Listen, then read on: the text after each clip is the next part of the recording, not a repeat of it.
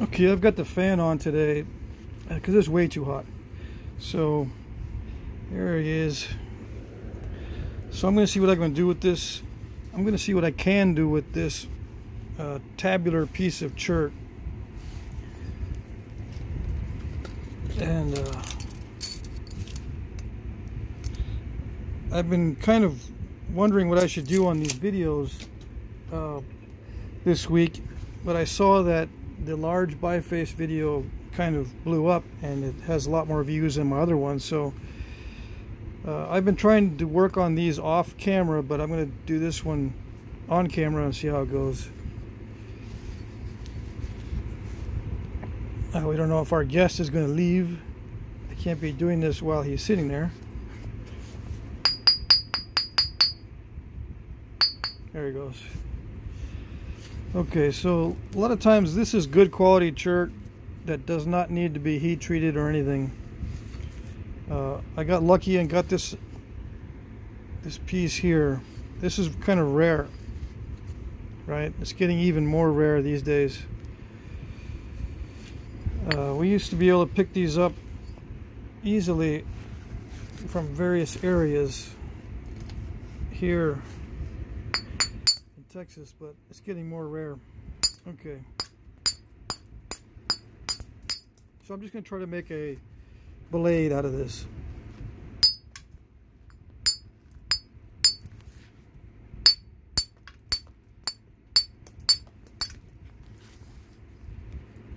Yeah, that's pretty high quality stuff.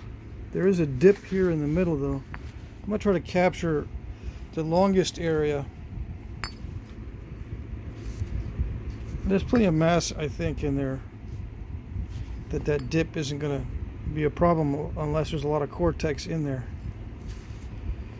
But I don't know, I can't really plan on saving big long flakes from this at this stage. I'm just going to try to get rid of a lot of extra mass so I can concentrate on this piece here. I'm going to be chipping away at the edge here and chipping away at the edge here, or the side and side. Okay.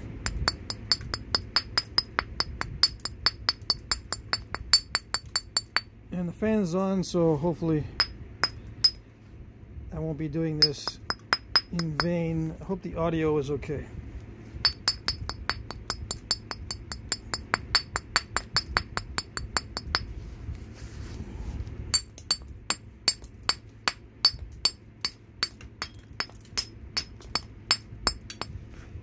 I'll search through these little flakes coming off and see if I can use some of them in the future, but I'm not going to worry about it.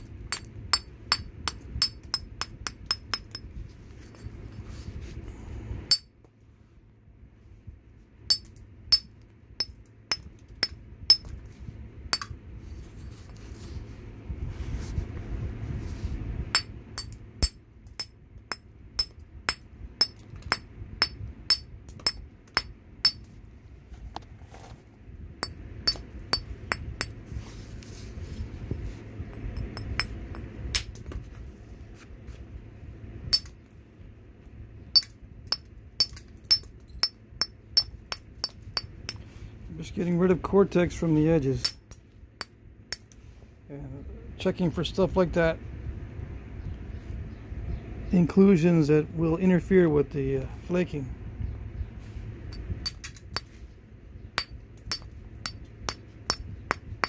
And this glove, well, let's see, this left-handed glove was developing a hole in the finger, so I just flipped the right-handed glove around backwards, so so I'll have some protection for my finger, because eventually I'm going to be hitting pretty hard and the flakes are going to start flying.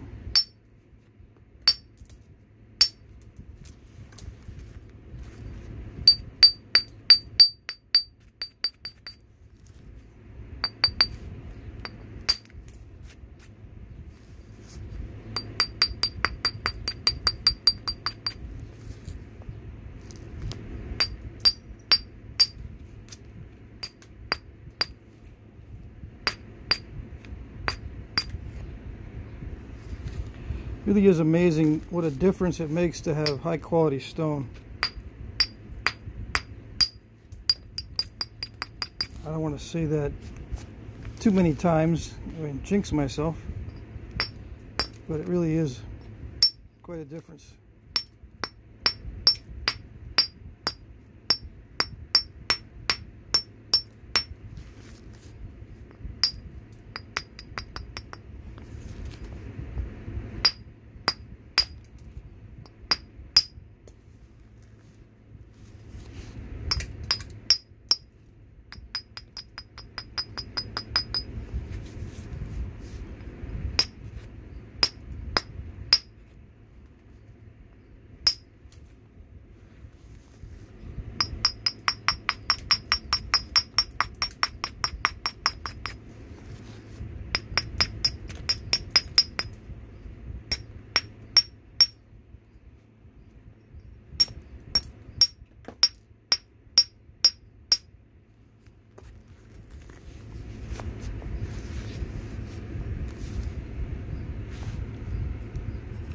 Looks like we might get some concrete in there.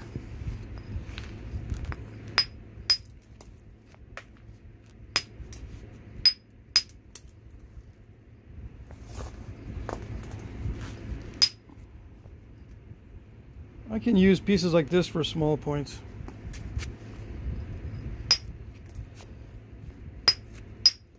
But I got so many of these flakes that it'll probably take me 10 years to go through all of them, if I just focus on small points.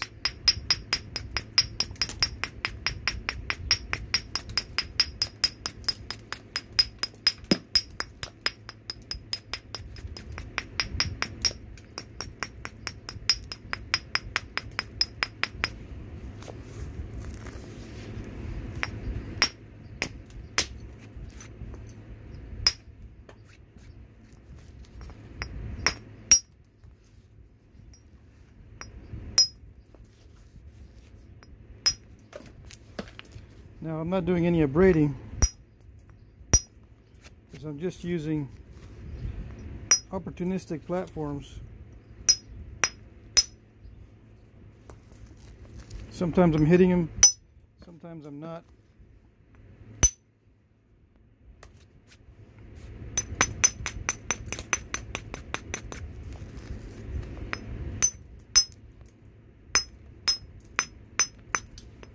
I don't like hitting down like this on my leg, because it just feels like I'm going to take the support for granted and end up snapping it, but we'll see what happens.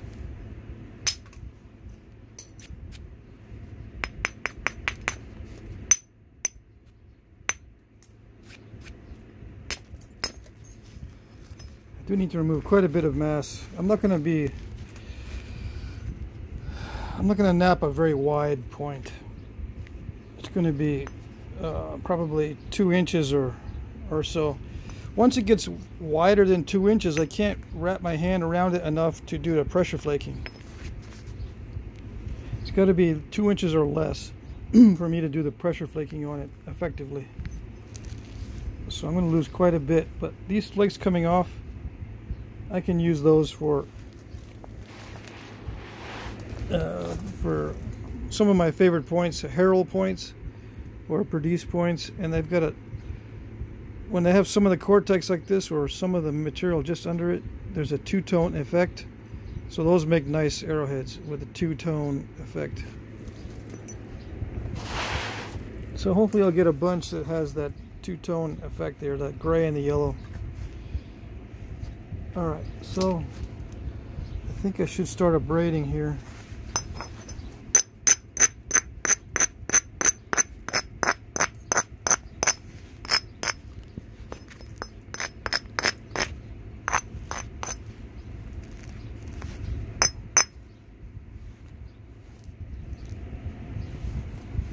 I'm not going to go too narrow right away, but I am going to take a lot of this mass off.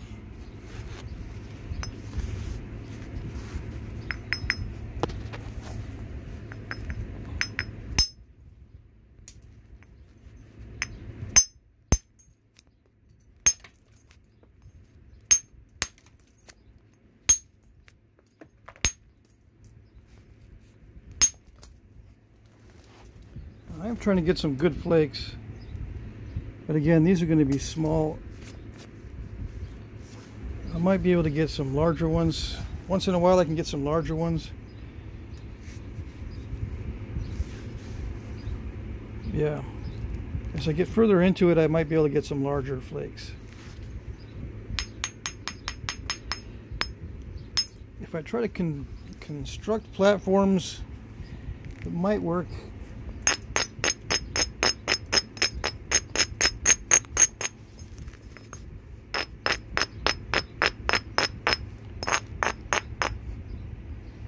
Let's see how it goes.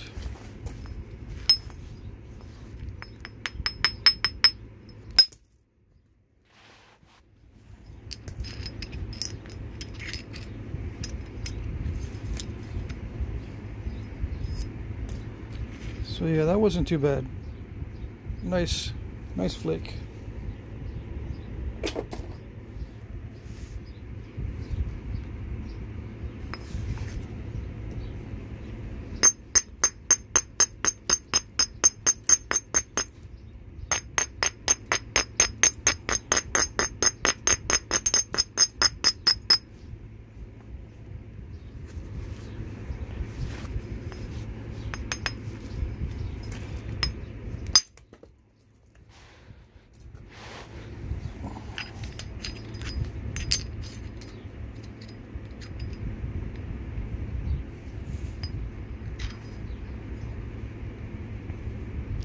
Now, would that travel with more support?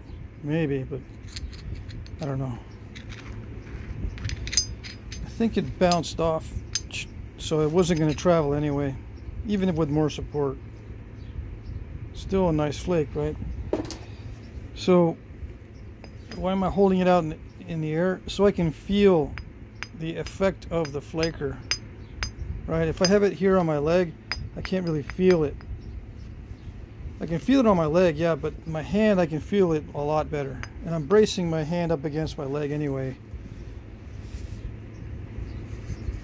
But I want to be able to feel the effect of the flaker of this billet on this biface.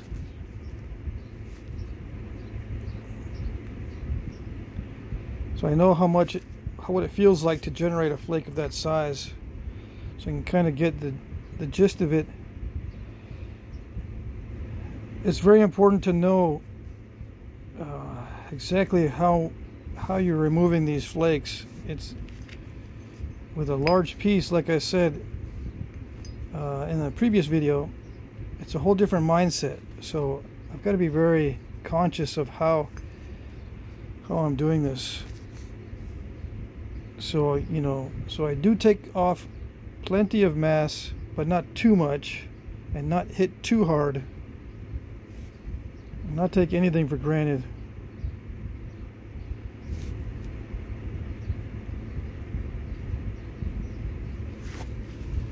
Just pretend it. I'm going to pretend I'm not thinking about it.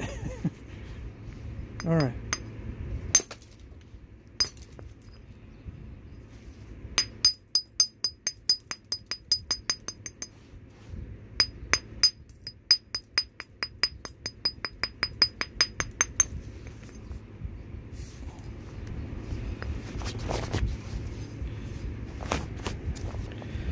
I'm going to try to get as much as possible, as long as possible, right? Let's see. I can go either way. I can go down this way, or I can go down this way. We'll see how it goes. It depends on the quality of the stone. This one looks better on this side than this side. Although there is that, so I don't know. It could come in from both sides and just have the middle part, but again, we'll see. I have to stop thinking about it.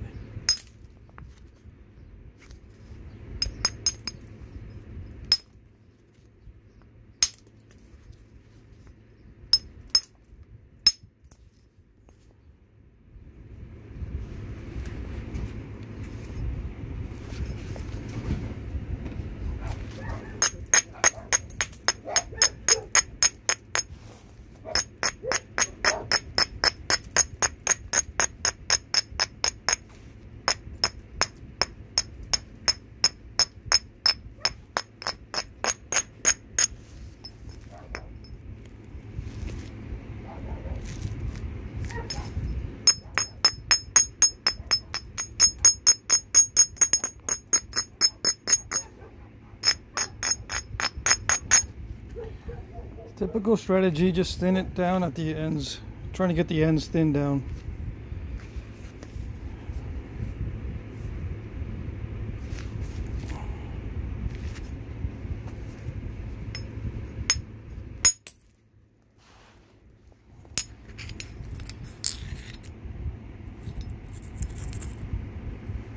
Nice.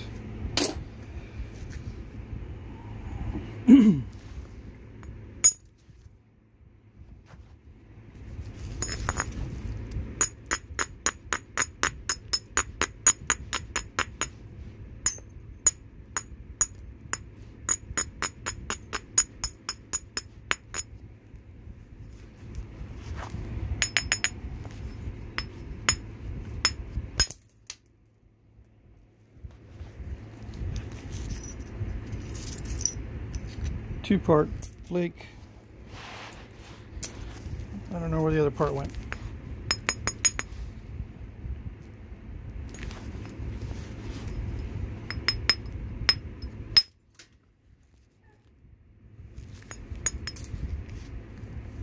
I could tell that dished out just by the sound of it.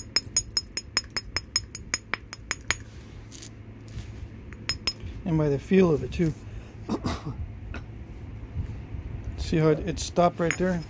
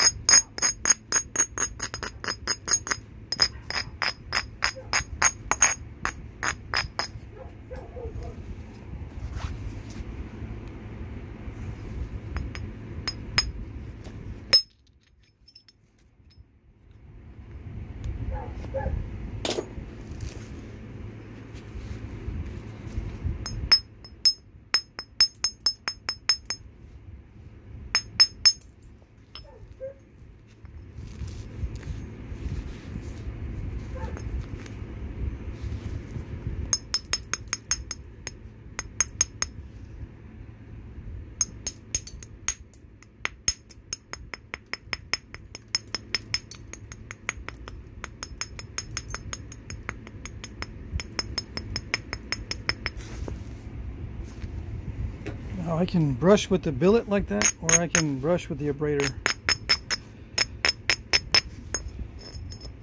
If I was using natural material like antler, I'd probably use less of the abrader.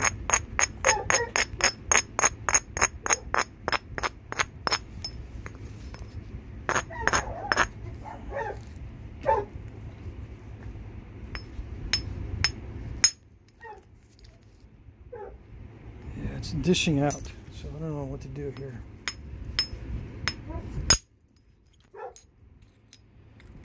Yeah, a little bit more follow through. So this is kind of a bounce, right? So that's why it dishes out. There's not enough contact with the platform. I followed through more with this one. I have to make an intentional follow through.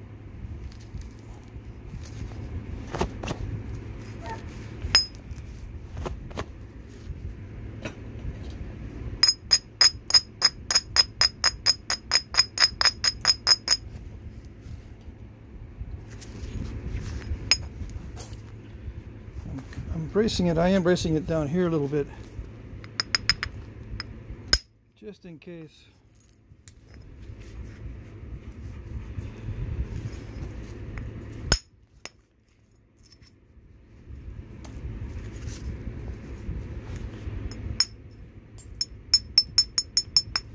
I don't want to lose too much off the tip, but I'm going to have to lose at least a little bit. I want to try to keep this pretty level, so I got to take this back a little bit so I can remove the cortex.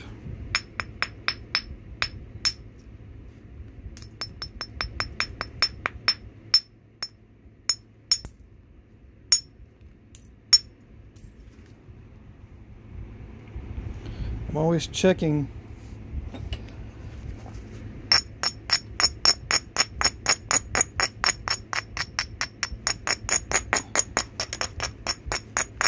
with a smaller point. I don't really check all that much. I just check the general, just in general. I'm not that careful, or I'm not that worried about it with a smaller point. But this could become easily out of whack if I take a piece off that's way too thick. And with the power I'm using, it's moderate power because this is high grade material, but it's easy to make a mistake and scoop out way too much.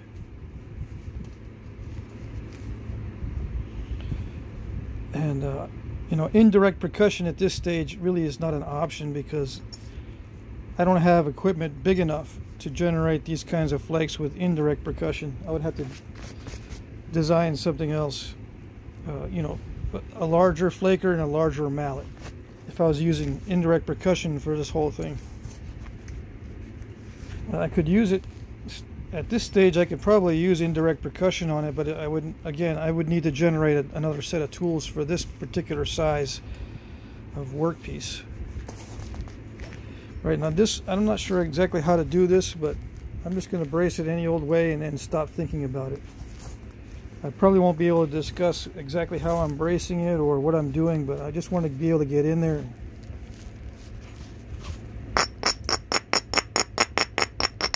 and not think about these flakes. Just get in there and opportunistically take off these flakes and just let my subconscious figure out how to hold it so I can both brace it and feel what's going on. Okay.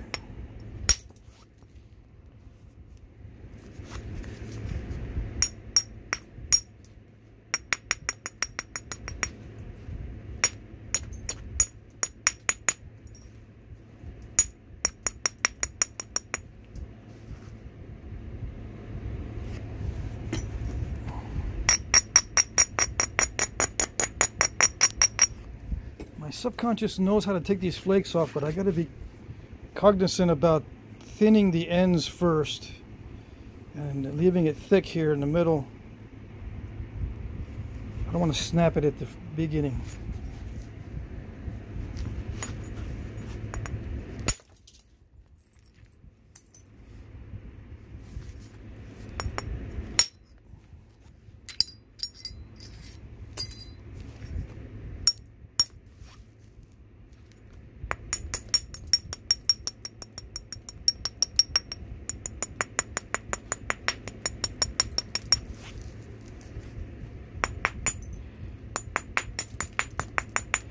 So I don't see any more cortex on this edge.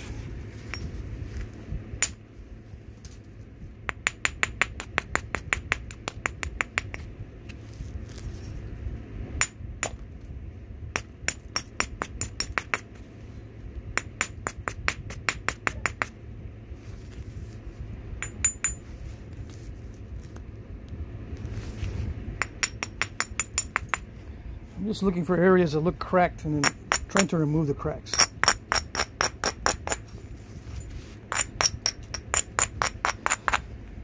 So they don't end up expanding and going into the middle. You know, hit over here or over here, these cracks over here could start expanding. I want to make sure there's no obvious big incipient cracks or anything along the edge. Okay, I'm going to start hitting this side now.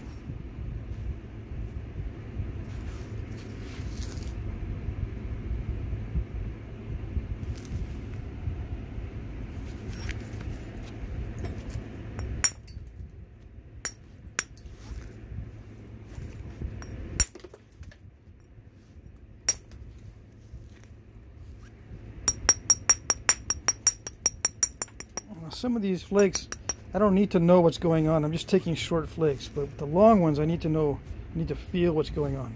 Okay.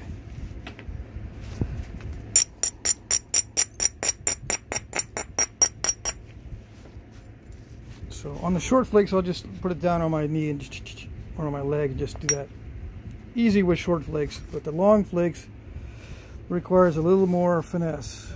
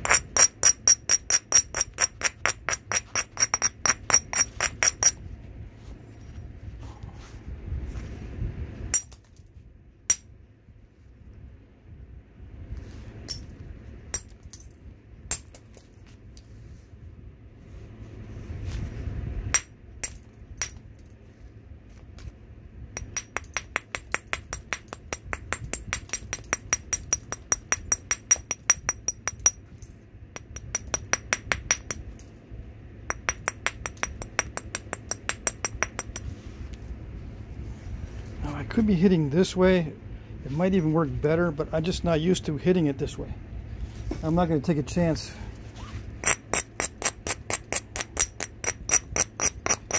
Just because it can be more effective doesn't mean I actually know how to do it.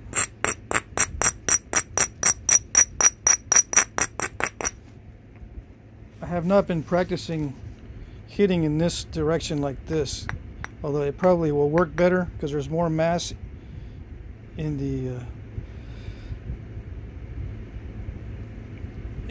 the path of the force, or let's see, the direction of applied force. There's more mass behind the direction of applied force than this way, but I have not practiced this.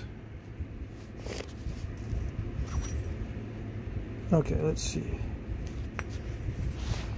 It's getting to where I can handle it a little bit better.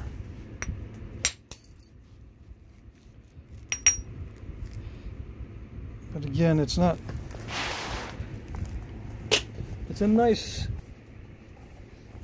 flake, but I need it to travel a little bit better.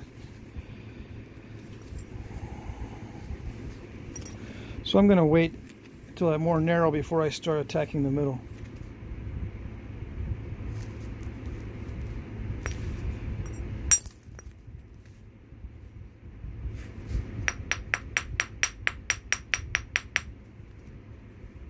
Yeah.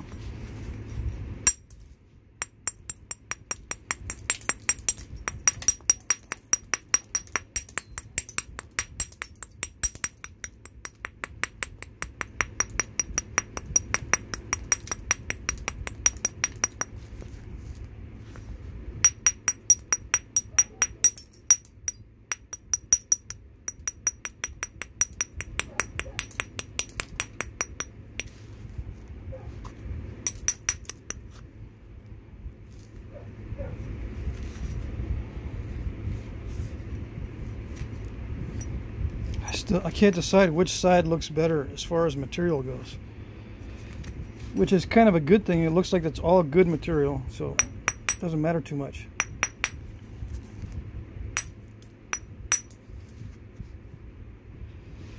Alright, this is a good place to stop.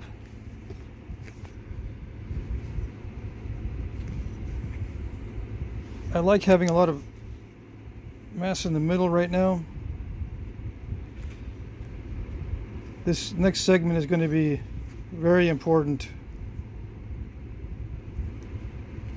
But yeah, I would store this away because I can pretty much see what I've got. There is some question, it's kind of dicey, I don't know exactly what's under this cortex, but I would store it away as a good piece. I don't see any cracks along anywhere that are penetrating into the center or anything like that. Yeah, there's nothing. It's a good piece. All right. Okay, here we go. This is going to be important on this next series of flakes, and I'm not going to concern myself with trying to preserve preserve the material for future arrowhead flakes. If I do get some, it'll just be incidental, right?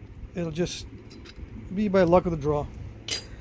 I'm not going to worry. What I'm going to worry about is not breaking it. I want to preserve it.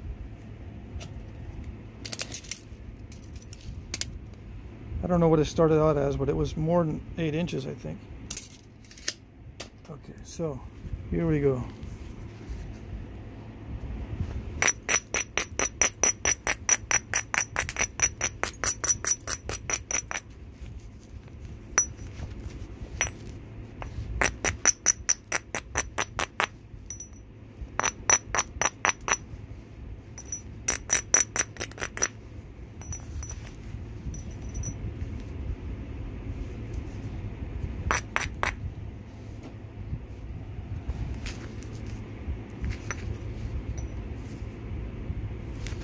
Sorry about moving it around like this. I noticed I was reviewing the other video, and I do a lot of this stuff, and it kind of gets me dizzy looking at my own video. Hopefully it's not too bad for you guys.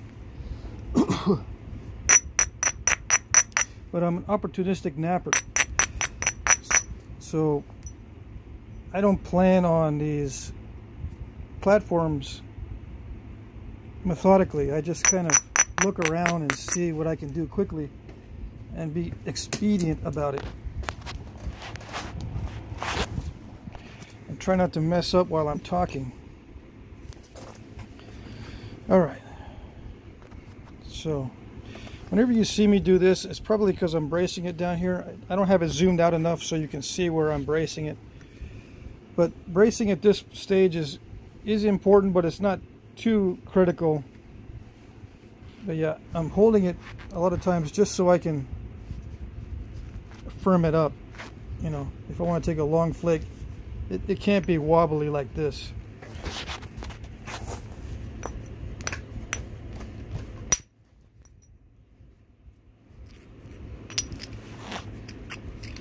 And that's called a lipped flake. I had forgotten the terminology, but just watching Jason Newman on his video, he said when he does that, he calls it he lips it when he does that. So yeah, I forgot. That's called a lipped flake, where the break does not occur in the area of the platform. It occurs much higher. Takes a bite out of the edge. I usually refer to it as a bite and not a lip. Okay. And it's not good. It's the enemy. You don't want that to happen.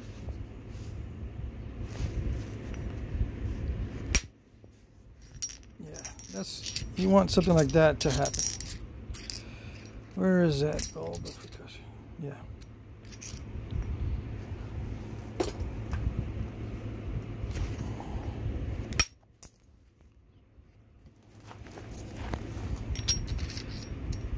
It's another lipped flake, so I got to watch out for those. Alright, I'm getting a lot of those right in a row, so that means it's not breaking at the site of the platform, it's breaking up higher.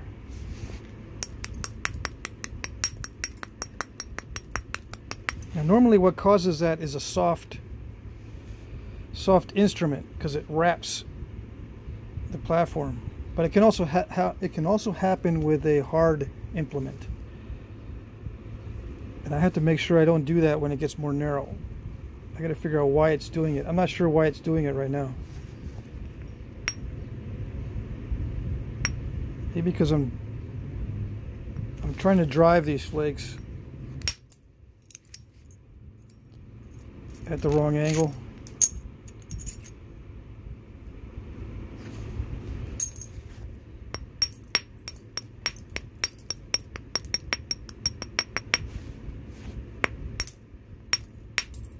Platforms look okay, but they might be too weak. Well, I shouldn't say weak. They might just be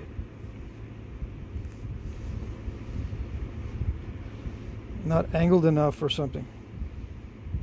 I don't know. I can't figure it out. Let's see. I'm not going to try to figure it out right now.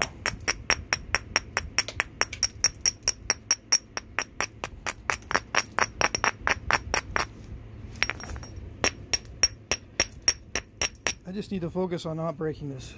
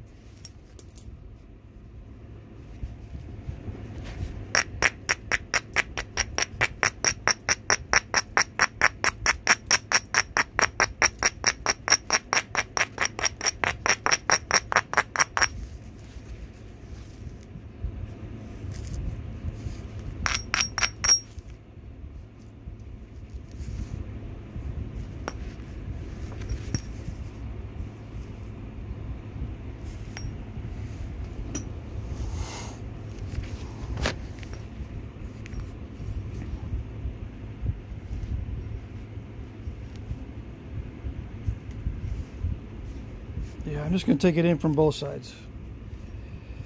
This is way too bulgy. I need it straighter. So I'm going to remove some from this edge.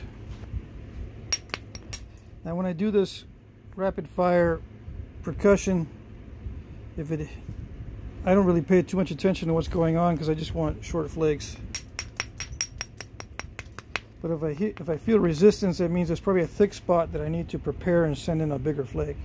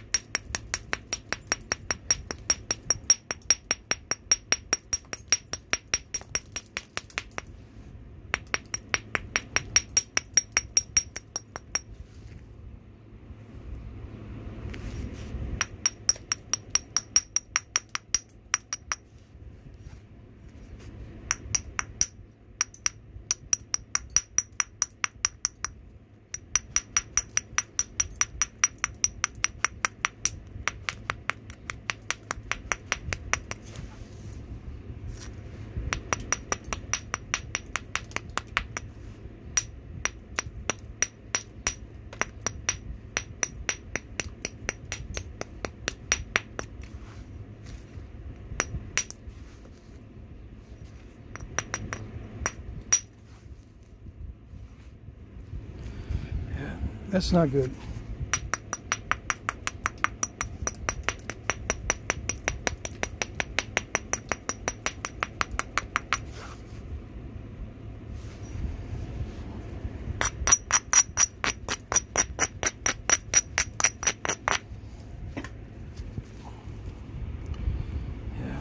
That edge is not, I mean, it's okay, but it's not that good.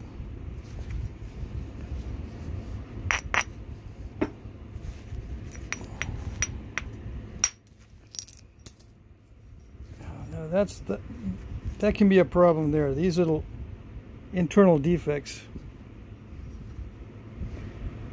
See that there? That can be a nightmare later on.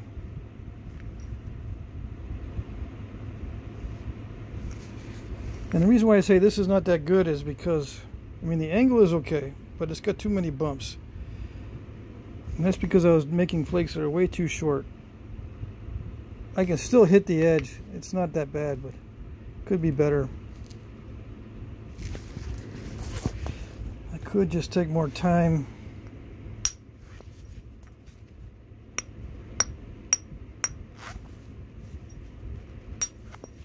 Check with each strike.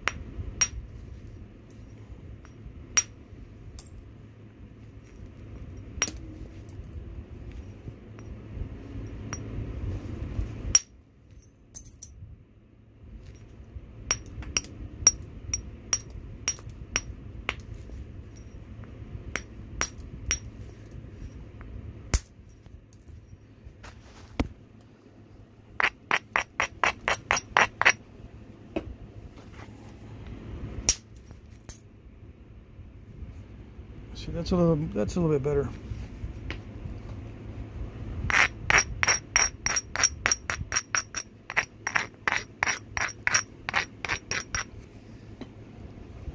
Okay, so I gotta get that cortex off of there.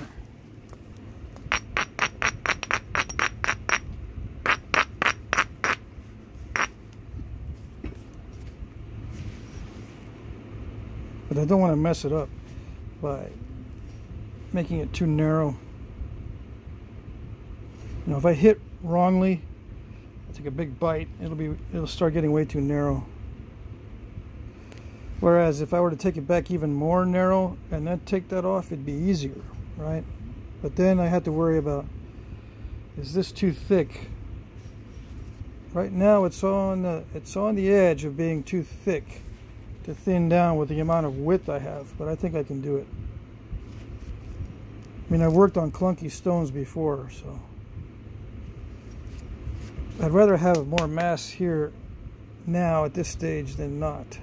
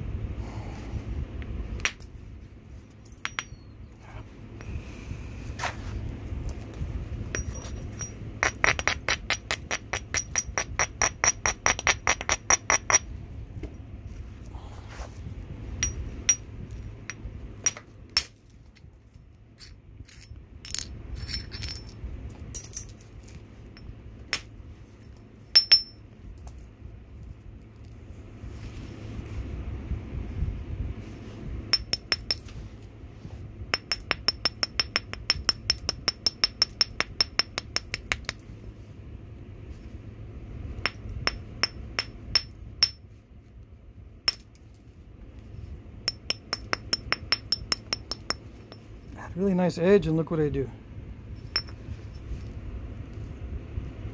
So nice edge does not guarantee nice results.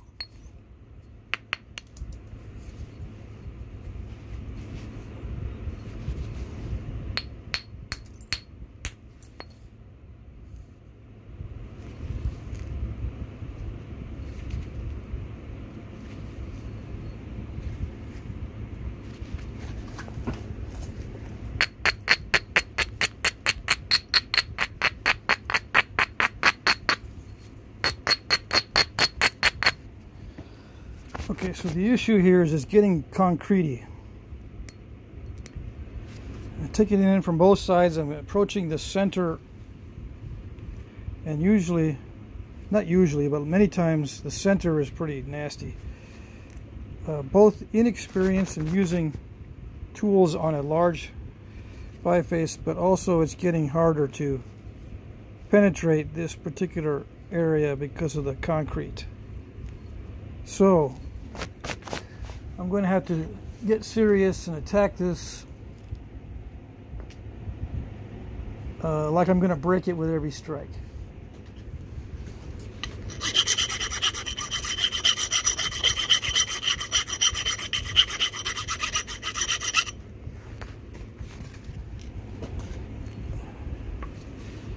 Because it's just not going to let up. It's not going to make it easy on me.